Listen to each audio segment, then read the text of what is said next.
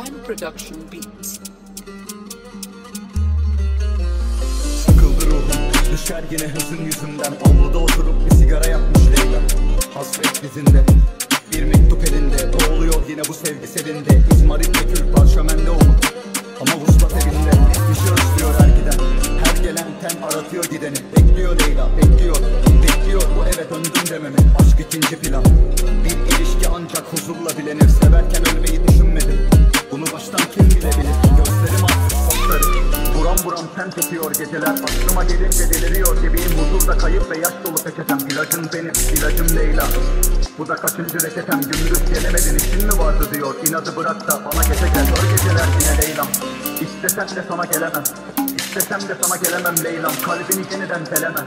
Ölüm bir kere gelmişken bizi ikinci kez beni yenemez. Biliyorum Leyla, biliyorum, seven bir daha seven.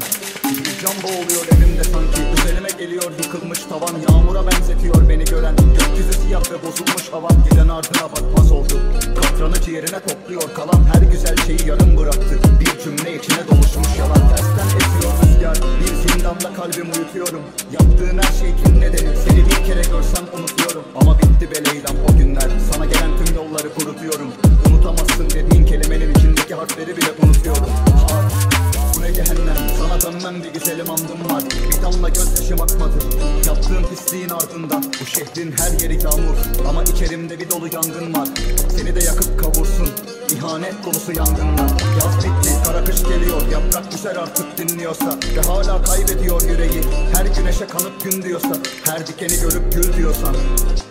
Unutma Leyla, kalbindeki herkesi öldürür zaman.